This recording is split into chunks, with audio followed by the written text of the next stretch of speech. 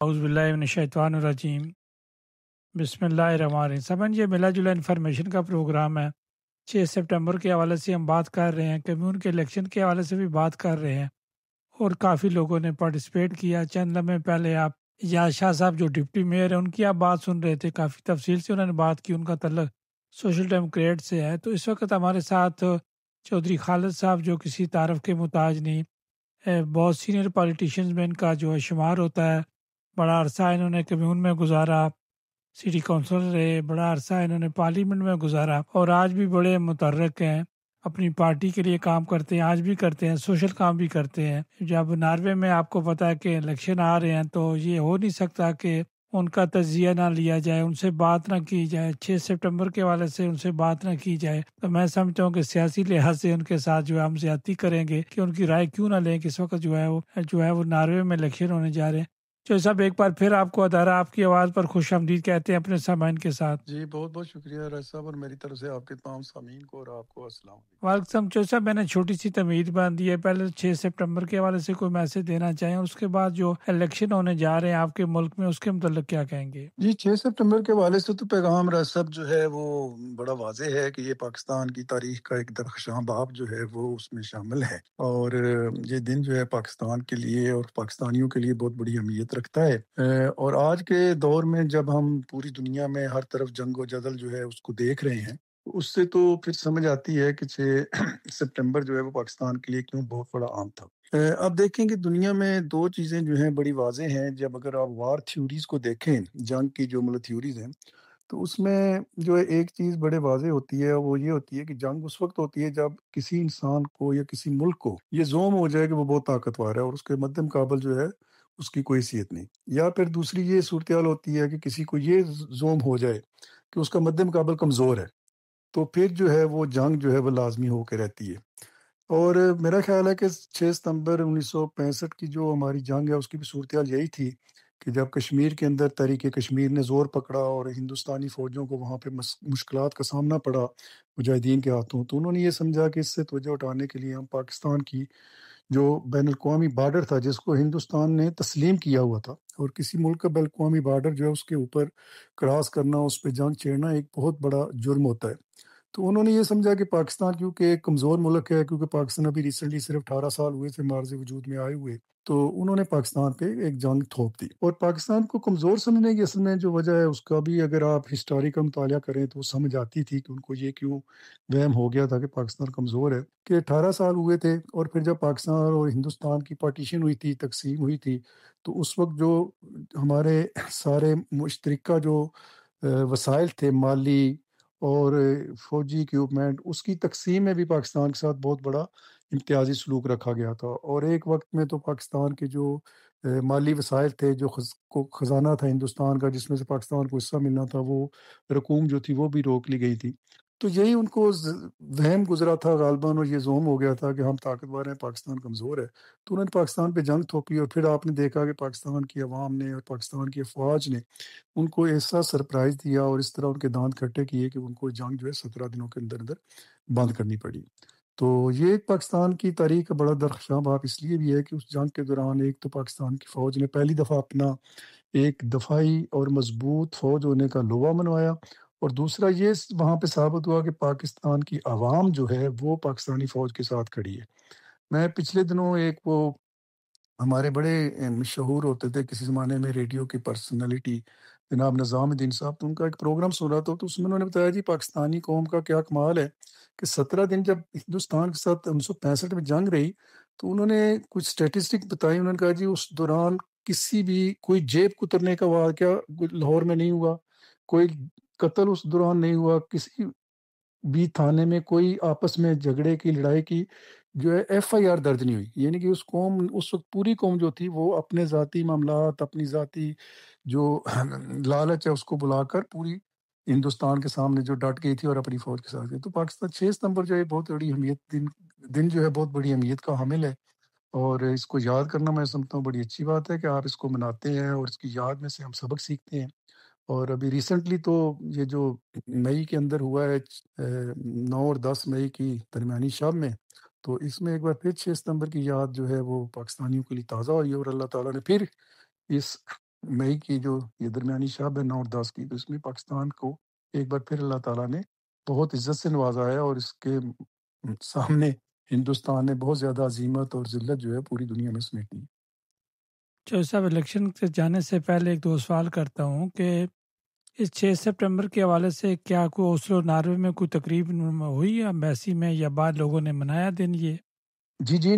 Norway کے اندر ہمارے ہاں یہ ایک بہت بڑی تقریب کا انعقاد ہوا ہے۔ وہ انعقاد یہاں پہ ہماری ایک تنظیم ہے ویژن فار پاکستان، اور اس کے روح ہیں جناب راجہ غالب صاحب۔ یہ مطلب ضلع راولپنڈی سے تعلق رکھتے ہیں، اور پچھلے تقریباً 10 سال سے تواتر کے ساتھ ہر سال 6 ستمبر کو یہ تقریب منعقد ہوتی ہے، اور سب سے بڑی خوشی کی بات ہے کہ اس میں بہت بڑی تعداد میں لوگ جو ہیں شرکت کرتے ہیں۔ اس دفعہ بھی جس حال میں وہ تقریب تھی، وہ حال جو تھا وہ چھوٹا پڑ گیا تھا، اور اس تقریب کے اندر پاکستان امبیسی کی طرف سے محترمہ ہماری سفیر صاحبہ سلطاف قاضی صاحبہ جو تھی بنفس نفیس موجود تھی، پورا پروگرام انہوں نے اٹینڈ کیا۔ ان کے ساتھ ہی جو ہمارے ویلفیئر تاشی ہیں امبیسی کے اندر جناب فراز صاحب، وہ بھی وہاں پہ موجود تھے، اور بڑی تعداد میں بچوں نے ملی نغمے پیش کیے، ٹیبلو پیش کیے، اور اس کے علاوہ بہت سے جو مقررین تھے انہوں نے اس موضوع پہ اپنی اپنی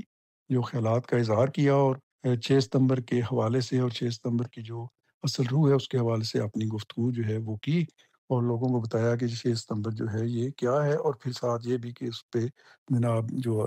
منتظمین تھے جنہوں نے اس تقریب کو انعقاد کیا ان کو مبارکباد بھی پیش کی۔ زبردست جی، وہ آپ کی سفیر محترم وہ کافی ایکٹیو ہیں۔ تو چلے، ہمارے استاد آپ کے پاس آئے ہوئے تھے، میرے اردو کے استاد تھے اسکول میں، پھر میں سر سید میں چلا گیا، میں کالج میں چلا گیا، وہ اسکول میں استاد تھے، اردو پڑھاتے تھے، ادب سے ان کو بھی کافی گہرا لگاؤ، لکھنے پڑھنے والے شخصیت ہیں، اور آپ کی بھی ان کے ساتھ ملاقات ہوئی، شاید آپ نے کتاب بھی ان کو تحفے کے طور پر دی۔ تو عرفان صدیقی صاحب کو آپ نے کیسے پایا؟ جی عرفان صدیقی صاحب جو ہیں جی وہ ہمارا پاکستان کے حوالے سے ایک، کیونکہ استاد ہیں، وہ جو استاد ہوتے ہیں وہ آپ کو پتہ ہے کہ ہمارا ایک اثاثہ ہوتے ہیں، اور پھر اس زمانے کے استاد جس زمانے میں وہ وہاں پہ پڑھاتے رہے، اور ہم سب دیکھتے ہیں کہ اس زمانے کے ہمارے جو طلباء تھے جنہوں نے وہاں سے تعلیم حاصل کی، انہوں نے بہت بڑا نام کمایا، تو ظاہر ہے اس میں ان استادوں کا بڑا عمل دخل ہوتا ہے۔ پھر اس کے بعد ہم دیکھتے ہیں کہ جناب عرفان صدیقی صاحب جو ہیں یہ مطلب کالم بھی بڑی ریگولر لکھتے ہیں مختلف اخبارات میں، اور میں تو خاص کر ان کے کالم جو ہیں ان کو بڑی مطلب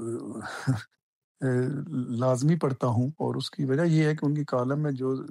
ایک اردو زبان کی جو نفاست ہے وہ مطلب ہے ان کا یہ ترا امتیاز ہے۔ یہ مطلب میں کسی بھی کالم نگار کی جو، یہ نہیں کہ میں دوسروں کے کالموں کو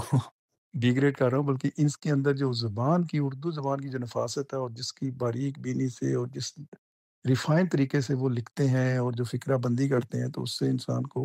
مطلب ایک تو مطلب بھی سمجھتے ہیں، لیکن ساتھ میں اس کو آپ کو زبان کے اگر آپ شوق رکھتے ہیں تو اس کا بڑا آپ کو تسکین ملتا ہے کہ بڑی خوبصورت انداز میں وہ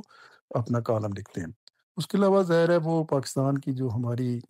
ہسٹری ہے، تاریخ ہے، کیونکہ ایک وہ پرانے مطلب وہ سیاستدان بھی ہیں، سیاستدان تو خیر وہ بھی بنے ہیں، لیکن دانشور کے طور پر ان کے سینے میں ایک بہت بڑی ہسٹری اور تاریخ جو ہے وہ موجود ہے، تو ان کے ساتھ مل کر یہی خوشی بھی ہوئی، اور ان سے پوچھا بھی، ان سے گفتگو بھی ہوئی، اور انہوں نے، کیونکہ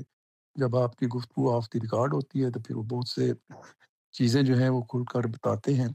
اور میں نے ان کو بہت ہی انتہائی یہ سمجھ لیں کہ جتنا میرا ایک امیج تھا ان کے بارے میں کہ وہ انتہائی انکسار، انتہائی مطلب ڈاؤن ٹو ارتھ، بڑی اخلاق کے پہلو، بڑے ہی با اخلاق طریقے سے انہوں نے ہم سے بات کی، کھل کے بات کی، کہیں بھی یہ تاثر نہیں دیا کہ وہ کوئی زیادہ پڑھے لکھے ہیں یا وہ کوئی زیادہ اعلیٰ عہدے پہ ہیں یا وہ سینیٹر ہیں، یا ان کی مطلب بالکل مطلب وہ بڑی محبت سے اور پیار سے سب لوگوں سے بیٹھ کے مل رہے تھے، تو اس سے بڑا خوشی ہوئی، اور میں تو بہت ان سے متاثر ہوا۔ میں نے وہ جو کتاب لکھی ہوئی تھی اپنی ناروے کی تاریخ ناروے، جو اردو میں ناروے کی ہسٹری ہے، وہ پیش کی، اور پھر اس کے ساتھ آپ کو وہ علم ہے کہ میں نے نارویجن میں ایک کشمیر پہ کتاب لکھی تھی، انہوں نے کہا نہیں مجھے وہ بھی چاہیے، وہ بھی مجھے دیں، وہ میں اپنے پاس ایز اے سووینیر رکھوں گا، تاکہ یہ بھی میرے لیے ضروری ہے۔ زبردست، چونکہ ان کو لگاؤ ہے تو بڑا اچھا ہوا، آپ کی ملاقات بھی ہوگی، بلکہ میں نے کہا بھی تھا شاید وہ مصروفیات کی وجہ سے چھوٹی سی میسی کے اندر تقریب تھی۔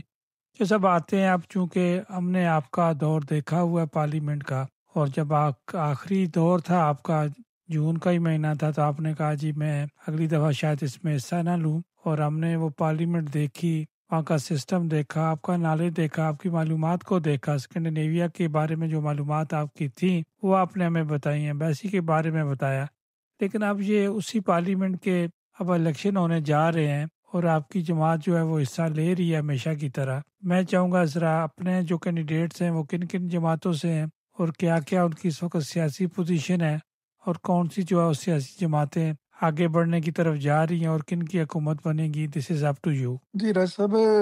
الیکشن جو ہے وہ تقریباً آخری مرحلے میں داخل ہو چکے ہیں۔ آج کا دن بھی ووٹنگ ہے اور کل آخری دن ہے۔ کل رات 9 بجے جو مرحلہ ختم ہو جائے گا۔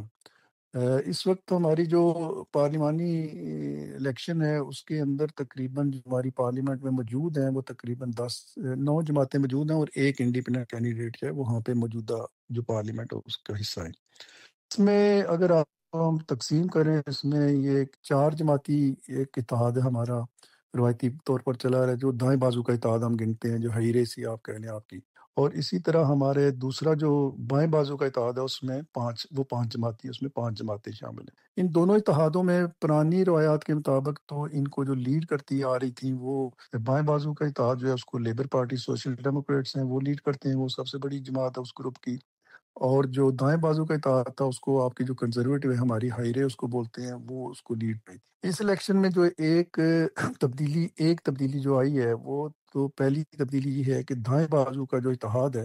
اس میں اس وقت کنزر پارٹی جو ہے اس کی پوزیشن بہت کمزور جا رہی ہے اور بہت ہی اس کی مقبولیت کم ہوئی ہے۔ اور اس میں سے جو فرینسکس پارٹی ہے، جو آپ کی موگن گلسٹر کی پارٹی ڈینش سسٹر پارٹی پیپلز ہے، پارٹی۔ جی آپ اس کا نام ملا آپ کا بدل کے ڈینش پیپلز پارٹی آپ کی، تو اس کی جو پارٹی ہے جو وہ اب اس گروپ کے اندر لارجسٹ پارٹی بن کے ابھر کر سامنے آئی ہے۔ تو اس وجہ سے اس اتحاد کے اندر کافی کھلبلی مچی ہوئی ہے، اور اس کی وجہ یہ ہے کہ وہاں پر کیونکہ روایتی طور پر یہی رہا ہے کہ جو کنزرویٹو ہے اگر دائیں بازو کا اتحاد جیتا تو وہی پرائم منسٹر شپ جو ہے ان کو ملتی تھی۔ لیکن اب جو وہ اپنی ہماری جو دائیں بازو کی انتہا ہم اس کو جماعت کہتے ہیں، ہمارے یہاں فرینسکس پارٹی آپ کی ڈینش پیپلز فلک پارٹی جو جس طرح، تو اس کی جو لیڈرشپ ہے یا ان کے جو قیادت ہے وہ انہوں نے یہ کہا ہے جی کہ اگر ہم بڑی پارٹی بنتے ہیں اور ہمارا اتحاد جو الیکشن جیتتا ہے تو پھر ہم جو ہے حقدار ہیں وزارت عظمیٰ کے۔ تو اس وجہ سے اس اتحاد کے اندر جو دوسری چھوٹی جماعتیں ہیں جو وینسٹرے ہو گئی یا اس کے ساتھ ہی ایک کرسچن ڈیموکریٹس ہیں وہ بھی، تو وہ جو ہے ان کے لیے یہ مشکل مرحلہ بن رہا ہے کہ ایک ایسی جماعت کو وزارت عظمیٰ دی جائے جس کی جو سماجی اور ثقافتی حوالے سے پالیسیاں اس قسم کی ہیں کہ جو ایک وزیر اعظم کے شان شان نے، تو اس کی وجہ سے ان میں تھوڑا سا ایک کہہ لیں کہ آپس میں اختلافات جو ابھر کر سامنے آئے، اور جس کی وجہ سے اس اتحاد کے اندر جو ان کی مقبولیت ہے وہ کوئی اتنی زیادہ نہیں بڑھ پا رہی۔ کنزرویٹو پارٹی جو بہت ہی بری طرح جو ہے اپنی مقبولیت کھو چکی ہے۔ اس سے لگ یہ رہا ہے کہ اب بائیں بازو کا جو اتحاد ہے، جو موجودہ حکومت بھی ہے سوشل ڈیموکریٹس کے پرائم منسٹرز کی، تو وہ شاید اپنی جو اکثریت ہے یعنی کہ اس کو ثابت کرنے میں یا اس کو قائم رکھنے میں آگے کامیاب ہو جائیں گے، اور یہی حکومت جو ہے وہ آگے چلے گی۔ لیکن کیونکہ ابھی انتظار ہے الیکشن کا تو پھر رزلٹ آنے بھی پتہ چلے، لیکن ابھی تک جتنا گیلپ جو بھی عوامی رائے دہندگان کے عوامی جائزے جو سامنے آئے ہیں اس میں جو بائیں بازو کا اتحاد ہے وہ آگے جا رہا ہے۔ لیکن ایک جو بات اس الیکشن میں نے ڈفرینٹ دیکھی ہے پچھلے تمام الیکشنوں سے جو یہاں پہ الیکشن ہمارے ہوتے رہے ہیں، اس میں یہ ہے کہ یہ الیکشن جو ہے نا ایک بڑی خاص قسم کی ایک فضا میں منعقد ہو رہے ہیں۔ آپ کے بھی شاید ڈیفینیٹلی ایسی صورتحال ہوگی کہ یوکرائن کی جنگ کی وجہ سے لوگوں کے اندر بڑی ایک تشویش اور ایک عدم تحفظ کا احساس جو ہے نا وہ پریویل کر رہا ہے، یعنی کہ لوگ اپنے آپ کو سمجھتے ہیں کہ اس وقت یورپ جو ہے وہ بہت ہی امن جو ہے اس کا خراب ہو سکتا ہے اور کبھی کسی بھی جنگ میں جا سکتا ہے۔ تو اس وجہ سے لوگوں کے اندر ایک طرح سے ایک عدم تحفظ کا ایک ایٹماسفیئر جو ہے نا وہ بنی ہوئی ہے۔ اس کی وجہ سے کافی لوگ جو ہیں وہ بظاہر یہی لگتا ہے کہ وہ اس موڈ میں نہیں ہیں ووٹر کہ وہ موجودہ جو سٹنگ حکومت ہے اس کو بدلیں۔ وہ سمجھتے ہیں کہ جس طرح حالات جا رہے ہیں اس میں بہتر ہے کہ جو آلریڈی سٹنگ گورنمنٹ ہے اس کو فائدہ پہنچ رہا ہے۔ ایک تو یہ ہے، دوسرا جو ہے وہ ایک جو ایشو اور مجھے ایک چیز دیکھنے میں آئی ہے کہ یہ پہلا الیکشن ہے کہ جس کے اندر کوئی ایک خاص جو کہتے ہیں نا داخلی سیاست جو ہوتی ہے جس میں بے روزگاری ہوگی، معیشت ہوگی، جس میں ہیلتھ پالیسی ہوگی، ایجوکیشن پالیسی ہوگی، تو وہ اس طرح کوئی واضح ہو کر بحث کا موضوع نہیں بنے۔ اس کی شاید وجہ وہ بھی یہی ہو سکتی ہے کہ لوگ جو ہیں اس پہ زیادہ توجہ نہیں دینے، یا پھر یہ ہے کہ اوور آل اپوزیشن جو ہے، جو حزب اختلاف ہے، وہ یہ کوئی ایشو لا کر سامنے نہیں لا سکی کہ جس سے وہ یہ کہے کہ حکومت اس فیلڈ میں ناکام ہوئی ہے۔ تو ناروے کی یہی کہا جا سکتا ہے کہ معاشی اور اقتصادی صورتحال جو ہے اس کے پیش نظر جو اپوزیشن ہے اس کے لیے یہ بھی مشکل پڑ رہا ہے کہ وہ حکومت کی ناکامی جو ہے اس کو ظاہر کرے۔ کیونکہ اپوزیشن جب بھی الیکشن میں جاتی ہے تو ہمیشہ سٹنگ حکومت جو ہوتی ہے، گورنمنٹ ہوتی ہے، اس کی ناکامیاں یا اس کی جو بھی چھوٹی موٹی کوئی باتیں رہ جاتی ہیں ان کو لے کر وہ آگے بڑھتے ہیں، جی کہ یہ ناکام ہو چکی ہے، اس کو بدلنا چاہیے، اس کو چینج کیا جانا چاہیے۔ تو یہ بھی چیز جو ہے نا وہ اس طرح نظر نہیں آ رہی۔ تو ابھی جو زیادہ تر بحث ہمارے چل رہی ہے وہ یہی چل رہی ہے کہ جی یہ جو شخصی بحث جو ہے نا ایک طرح سے کہ بھی کون وزیر اعظم ہونا چاہیے، تو اس میں یہ ہے کہ سٹنگ گورنمنٹ کا، کیونکہ وزیر اعظم تھوڑا سا پاپولر ہے، اس کی مطلب پوزیشن، اس کی شخصیت کے بارے میں لوگوں کا اچھا امیج ہے، اور دوسری طرف جو ہے کیونکہ آپس میں ایک تو ان کا اختلاف ہے کہ کون وزیر اعظم ہوگا، اس وجہ سے پھر دوسرا یہ ہے کہ وہ جو وزارت عظمیٰ کے جو ان کے امیدوار ہیں وہ کوئی اتنے عوام میں پاپولر نہیں۔ تو اس طرح سے لگ رہا ہے کہ شاید یہ شخصی جو ترجیحات کی بنیاد پہ اگر ووٹروں نے فیصلہ کیا تو اس میں بھی بائیں بازو کا جو اتحاد ہے اس کو فائدہ پہنچ سکتا ہے۔ تیسری جو ایک چیز جو پوائنٹ کی جا سکتی ہے وہ یہ ہے کہ غزہ کی جو جنگ ہے وہ بھی کسی حد تک اس الیکشن میں حاوی ہے۔ نارملی ناروے کے اندر خارجہ پالیسی جو ہے کبھی بھی الیکشن میں زیر بحث نہیں آتی، کیونکہ ان لوگوں کا آپس میں اتفاق رہا ہے کہ خارجہ پالیسی جو ہے وہ کوئی بھی حکومت ہو اس کے لیے ہم کو ایک طرح سے اتفاق رائے سے چلانا چاہیے۔ اس وقت غزہ کی وجہ سے ہم دیکھ رہے ہیں کہ جو بایاں بازو ہے اس کے جو ایکٹیوسٹ ہیں، اس میں ہماری ریڈ پارٹی ہے، سوشلسٹ پارٹی ہے، اور پھر ہماری جو گرین پارٹی ہے وہ بھی، انہوں نے بڑا واضح سٹانس لیا ہے کہ بھی غزہ کے اندر جو کچھ ہو رہا ہے، جو ظلم و ستم ہو رہا ہے، تو اسرائیل جو ہے اس کے اوپر پریشر ڈالا جانا چاہیے، اس کا سفارتی بائی کاٹ ہونا چاہیے، ناروے کی جو کوئی اگر انویسٹمنٹ ہے تو اس انویسٹمنٹ کو وہاں سے وڈرا کیا جانا چاہیے۔ تو وہ غزہ کی پالیسی کے حوالے سے جو بائیں بازو کی، یعنی کہ سوشل ڈیموکریٹ سے بھی آگے جو بائیں بازو پہ جماعتیں ہیں، انہوں نے اتنا پریشر کریٹ کیا ہے، یا عوامی سطح پہ کتنی اوپینین ایک رائے ڈیولپ ہوئی ہے کہ جس کے تحت اب وہ غزہ کے جو لوگ ہمدرد ہیں یا غزہ کے اندر ہونے والے ظلم اور بربریت پہ اپنا احتجاج ریکارڈ کرانا چاہتے ہیں، تو ان کی بہت بڑی تعداد لگتا ہے کہ اس الیکشن میں بائیں بازو کو ووٹ کرے گی، جس سے بائیں بازو کی جو چھوٹی جماعتیں ہیں ان کو فائدہ پہنچے گا، اور کیونکہ ان کے فائدہ پہنچنے سے پھر سوشل ڈیموکریٹس کو فائدہ پہنچے گا، کیونکہ انہوں نے کسی بھی صورت دائیں